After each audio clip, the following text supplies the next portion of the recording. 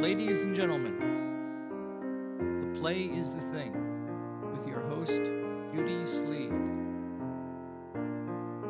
Special guest, Laszlo Kiss.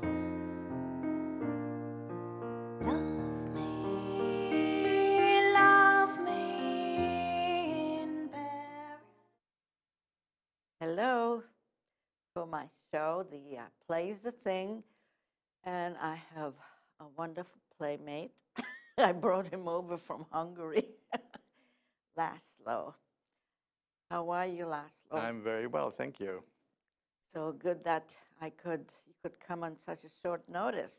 It was my pleasure. I never really had a Hungarian speaking guest on my show, but we're gonna speak English, okay? So Okay. people can understand what we're talking I about. thought we were going to talk Hungarian.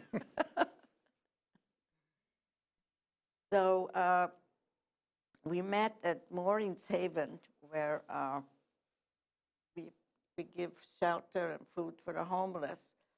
And then I heard somebody calling you Laszlo. So right away I said, you must be Hungarian. And it was your wife, but she doesn't speak Hungarian. Yeah. So we took advantage of the situation. We were gabbing away. Talk lots of Hungarian. So when did you come to America or in these parts?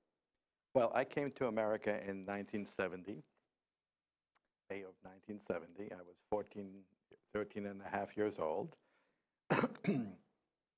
And I moved to New Jersey, and I grew up in New Jersey through high school, and then I went to Cornell to college as an architecture student. And then when I was finished there, I opened up an office in Ithaca with two other Cornellians, and we built a couple of things upstate. And then we moved down to New York. And then I was in New York City from 83 to 2001. And the last 10 years of that or more, we were living next to the World Trade Center. And my office was a couple of blocks north of the World Trade. Oh my gosh. And then I moved my office across the street from the World Trade Center in 99. And then in 2001, the World Trade fell on my office. I was in a small building on Cedar Street, about 250 feet from the South Tower, and on the top floor of a 12-story little loft building. So we had big holes in the ceiling, and everything was destroyed. So you were right there when this I happened? was sitting right there, yes. I was sitting in my office. Oh my gosh, that's a story by itself. It surely is. My wife, Lisa, was with the two kids. Actually, my youngest daughter was just turning 1, and my older one was in first grade. And they were at the school about 3 blocks north on West Street. West and Warren Street.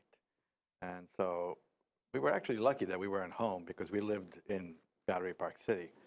And had they been home, it would have been much more difficult.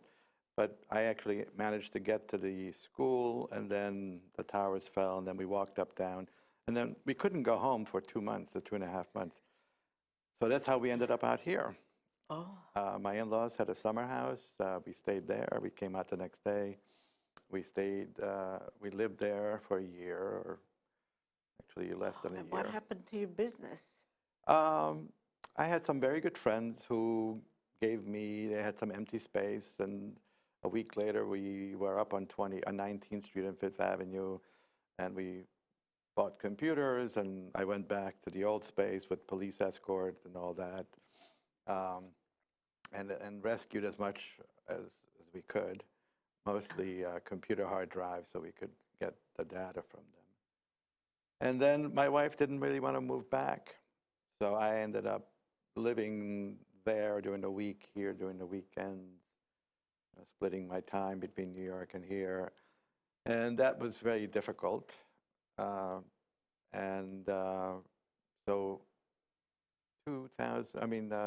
2008, we built another house. We were living in Quogue, and then we built a house in Sag Harbor. And then I closed my office in New York and have been out here full time. And we Oh. built a really wonderful house that people might have heard about. It's a very low energy consumption house. It has a lot of photovoltaics. It uses ground source heat to heat and cool. It's a water-based heat pump. It was a modular, so it was built in Pennsylvania and then assembled here. And then with that, I started a company called ASAP House, which makes very efficient modern ASAP. ASAP House. What does that stand for? As soon as possible, or Oh, that's right. or House About stupid. Saving a Planet. Yes, well, when you said you build a house, so you actually walk around with a hammer and nail and you start I hammering didn't do the wood. hammering as much as we did some interesting things, like we didn't build closets out of sheetrock. We ended up buying IKEA. IKEA has very good systems, Yeah, I have a lot of people closet like systems. And so all the closets in the house are IKEA. And I put together a lot of those. that. And where do you failed to mention, did you go to school for this? I went to architecture school at Cornell. Oh, architecture. Yeah. And they actually started teaching you how to build things when you took the course? They teach you how to think. They don't really teach you how to build. But what they do teach you is how to take a lot of information and be able to filter it and make sense out of it. Uh-huh. So architects tend to be very good at filtering a lot of information, organizing it, and making sense out of it. So you find architects who practice architecture, but then you find architects who have gone on to become have other lives. And So the first house you built, was it a big house? the first house I built was a one-room, 800 square foot house in And Ithaca, where New was York. that? It's actually in Lansing, about 15 miles north of Ithaca, on Lake Cayuga, in upstate New York, on one of the Finger Lakes. Actually, Lake Cayuga is the biggest Finger Lake, I think. And it was built for a very famous art historian. His name is Robert Hobbs, who had done his thesis with Robert Motherwell at Yale. And as part of his thesis, I think Robert had given him, they were both Robert Hobbs and Robert Motherwell. But Motherwell had given my client a bunch of prints that he was making at the time. It was a eulogy series. And so when we were building this house for him, we built it for $20,000. Wow. 1982, 81. But it was still a feat at the time. And because the budget was so tight and he didn't have a lot of money, part of our fee was one of these beautiful Motherwell prints. Uh-huh. But we were so poor we couldn't keep it, so we had to auction it. We had to auction it, and it was like $1,500 or $2,000, and then I think we ended up getting $1,500 out of it. We never could keep the Motherwell, unfortunately. That is, well, but it looks like you've done well. And then you build bigger houses, or? Then we've done a lot of residential work. We built houses in New Jersey, New York. Private houses? Private houses, some larger residential type of apartment houses. You built an apartment house In too? Jersey City, we designed one. It's actually not finished yet. It was because of the market crash. They're holding off. It's a multi-stage development, and ours is sort of down the line. And then we did a lot of work in New York City. We did a lot of museum work. We designed a lot of the museum shows. Starting at about 87, 88, we started working with the Cooper Hewitt Museum, my ex-partner and I, Todd Zwigard. And we did all their major exhibitions at the Cooper Hewitt. And then that was about a 5-6 year relationship we had with the Cooper Hewitt. And then we started working with the museum at FIT. We did a lot of their exhibition design. And then we also started working with MAD, Museum of Art and Design.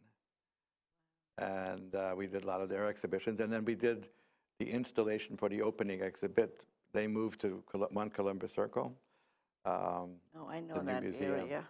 The new museum that Matt took over, which is the old Edward Durrell Stone building between Broadway and 8th Avenue. And so we designed the Tiffany jewelry exhibit, which is permanent. And then we set up a system for them that they could utilize down the line. And we did the opening show. Do you work with interior designers? We have.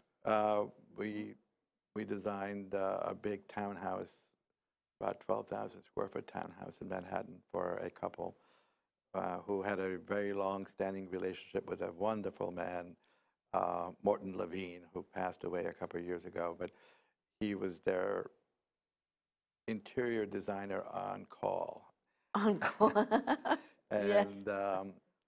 And so we worked very closely with Mort on it.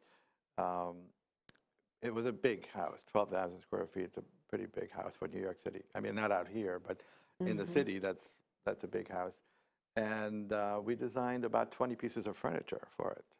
So, you know, working with Mort's. So it's not only the building, but you do furniture. We did a lot of furniture. We did the study, the dining room table, chairs. That's when you're not buying from IKEA. That's when we're not buying from IKEA. Yeah, I mean, my life has been interesting because Yes. I either work at one end or the other end. Do you build furniture for yourself? Actually, you know what they say about the shoemaker? Yes. We don't have shoes. Yes. Yes. So you mentioned a couple of clients, but do you have a client that was very difficult? Actually, I do have a client that was very difficult, and we fired him. You fired the client. Well, that's funny. We worked with. You don't have to give out names, Yeah. you know. Well, you don't want to he's make actually a enemies. very public figure, and he Really? had this. We had in 1993, 94, 84, 83, 84 designed a very nice winery called Herman Weimer's Vineyards on Lake Seneca, upstate. And Herman is very well known on the East Coast because every winery on the East Coast had bought their roots from Herman. So he had a grafting business. He would graft vinifera wines onto American roots and then sold the plants. So almost all of the Long Island, or like the North Fork, I think even Walford, all these vineyards got their plants from Herman. So there was this guy who was really a politician, wealthy, family money, who was buying his plant, building a winery for himself, but it was sort of a show winery. And so he was going there to the winery upstate. Said, well, I have this big barn. I want to renovate it. It's sort of like yours, except bigger. And who did you work with? So he recommended us, and we started working with him. But it was a very unsuccessful relationship because his method of managing was, that's not good enough, or I don't like it. And then he would think that you would go away and then design something better. And if he said that long enough, at some point, I guess you would push back on him, say, well, this is it. But it's not a very productive relationship in terms of architecture is a complex thing, and you really need a close working relationship with your client because you can't make it on your own. The client has to be involved. It's for them.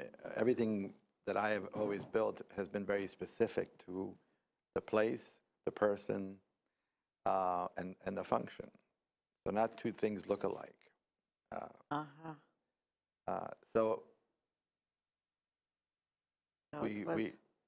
this was like we went on and on and on and on, and at some point we just said, well, look, we looked at every possible way. So if you don't feel good about it, then we can just part ways. And then he ended up building most of what we designed, but not very well. So you said you had 2 daughters? I have 2 wonderful daughters, yes. And are they getting into the business? Are you training them? No. No. I think what we're doing with our daughters is giving them the opportunity and the confidence to do whatever they want to do. Well, As- that's good. So they could decide. Yes. And if we can expose them to many things, then they will be able to make an intelligent decision. So how did you pick this line? How did I pick? Well, my father was an architect Oh. in Romania, and he passed away in a car accident before we came to America, and that's how we ended up coming to America. And when I came here, I was a good artist. I was good at math, and I always, in my back of my head, I always thought I was going to be, you know, an architect. I was just interested in it. Well, that wasn't a difficult choice then. Not really. It was sort of just came. I mean, there was two things. I always said, either I would become a diplomat or an architect. I think you are both. As an architect, you have to be both. I still think, like my older daughter is very interested, I guess, in Politics. in not in politics as much, although when she was younger, I remember it when she was in 4th grade, we went on a ski trip with her class. And I was going up on the lift with her assistant teacher, and we were chatting. I didn't know her very well, and we were making small talk. And she said, "Well, you know, your daughter has a plan." And I said, "Oh, really? What kind of plan does she have?" Well, she said she has a plan to, she's going to be president, but she has a plan on how she's going to be president. Oh my gosh. So I said, "Well, can you tell me the plan?" And so her plan apparently was that she was going to go to Yale, because all presidents went to Yale, according to her at the time. And then she was going to make a lot of money with business, actually go to law school, then make a lot of money, then become a governor, because senators don't become presidents. I guess Well, Obama has. sometimes they, Sometimes they don't. according to her.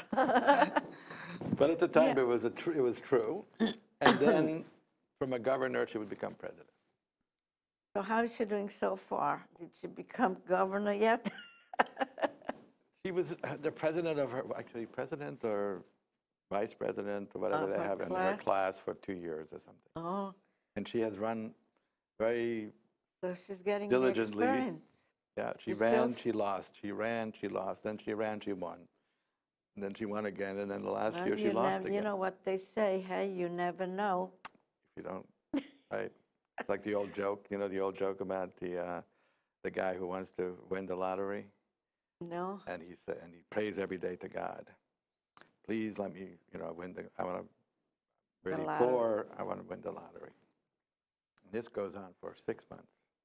6 months. Every day he prays, he never wins the lottery. Finally, after 6 months, praying, and his voice comes from the heavens, and he says, work with me, buy a ticket. Buy a ticket. Oh, yes. Like I always say that I almost won a beauty contest and said, what happened? I said, I never entered. There you go. That's exactly right. Yes. Yes, we're full of jokes. Well, it's fun. Laughing is good. You have to have It some is. sense of humor. And you mentioned you're married, of course. Yeah, I met your wonderful wife. Yes, I'm married to a very wonderful woman, Laszlo Kiss. She's an artist, a photographer, wonderful photographer. You can see her pictures on the internet, I guess, LisaKiss.net. I will look for it. Yeah, she takes a lot of long walks in the mornings and photographs every day.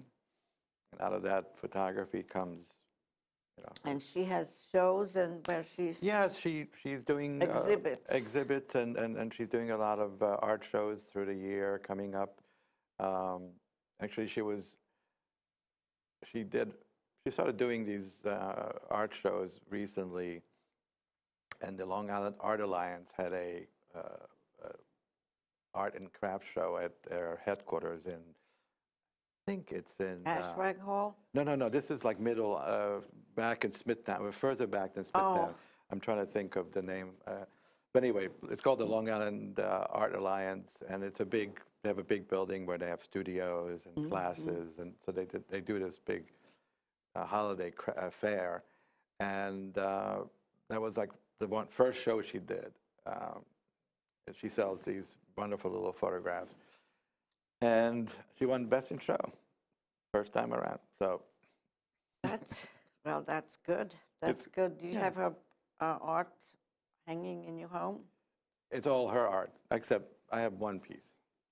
No, I meant her. It's all her art hanging in our house. I have one piece of mine hanging. What did you do? I did a bunch of photographs a couple of years ago where I would photograph part of the city or something and take a lot of photographs, and then you assemble all the photographs together, and so you get a more like a mosaic of an area. And so I have this one collage of Church Street and Duane Street corner, and it's so that's hanging in my house. But my shadow is in the photograph because I photographed the ground and then all the way up to the sky. So you're an artist yourself. Well, I started out as as a kid. I didn't start out drawing buildings. I started out painting and drawing. I always drew. I made model airplanes. So I was always very creative. Yeah. And how do you get your clients? Is it word of mouth, or you advertise, or what? The clients are mostly word of mouth. Although with starting ASAP House, people have come through the internet. There is a market for, because the ASAP houses are energy efficient, but they're moderately priced. $250 a square foot, which is very inexpensive, but these are nice houses for that. And they're very flexible. So a younger couple who's looking for a modern house, it's very difficult unless you go to an architect and you have to pay a big fee. Since we're working with prefab and we have pre-existing modules, we can assemble a house for them very inexpensively. So people have come through that. How many people work for you? Right now, I'm actually working on my own. On your own. So yeah. Where is the hammer? I don't build. I just make the drawings. My office was 10 people, and then now I'm on my own and but you have taking it easy. workers. You have to hire workers, no? Or Well, we have people who build. People are we hire contractors, and I work with associates, and I actually just put a deal together, a partnership with a company called Go Modular. They are a modular dealer out of Massachusetts, and I am their modern component because they do more traditional modulars, and they were looking for a modern component so they could build because they're getting more requests for it. So you have a wonderful business head. That's great. Well, you have to. Right? You have to reinvent yourself constantly. Yes. So what else would you like to do, like in the future? Would you like to do something else? Actually, I'm in your spare time, or? I like to sail, so I sail. And I sail on this boat called Loki. It's a 30-foot Olsen. Is it L-O-W-K-E-Y or Loki? L-O-K-I. L-O-K-I. Yeah, Loki actually is the Norse god of mischief. Oh, is Hawaiian? Norse, Scandinavia, Norse god of mischief, Loki. Oh, Loki. And it belongs to Mark Webber, who's a friend of mine, and we race in the Breakwater Yacht Club Series, and we won last year. So. Our class. Mazel tov. Thank you. So I like sailing. I like to play tennis. I like my kids, traveling as much as we do that. But I'm not looking to retire. It's. You're too young to retire. Well, anyway, but I just like what I do. Yes, that's good. And I'm also putting in more effort in building up ASAP House as a viable And of course, business. you like to do charity work, like we did at Maureen's Haven. That's right. We're also working with uh, the Long Island United Way. They have a program where they build houses. It's actually a high school. It's a program for people who have dropped out of high school, and they take these kids who have done very badly, and they bring them into this program, and they give them an opportunity to learn through doing. trade. They get a trade, but also the trade part is not even as important as giving them the confidence and the ability to learn through doing. So when they do math, for example, instead of picking up a sheet and then just doing math, they give them a problem, go measure that room. And then they go and they do it. And then they have to use math, and then they have to figure it out. And they're all much better at doing than they are just learning. That's a very smart So idea. Was it your idea? No, it's actually, it's called, gosh, now I forget the name of it. But, Well, that's okay. But it is a great idea, and you should have said, yes, it was my idea. and Rick Wertheim, I think hopefully I got that name right.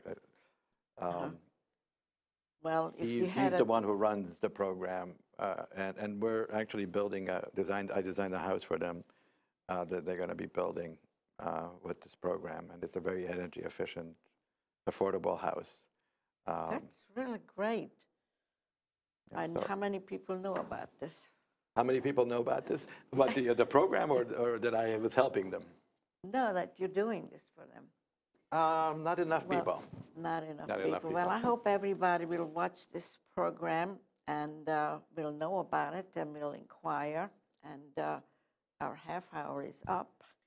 And I That might- learned a lot from talking to you. It was very informative, and I learned a lot about you. You do a lot of nice things. And if you said that name wrong, you're going to get a lot of mail. Yes, Yes. that's the pitfalls of being on TV. Yes. Well, thank you so much for having me. It was a real pleasure being here, and just to be able to We chat. have to do it again Yes. in the future. Okay. Okay, so we'll see you again next time. My next week's guest is going to be, I think, this gentleman who's going to talk about Broadway shows. Nice. Yes. Yes. Love me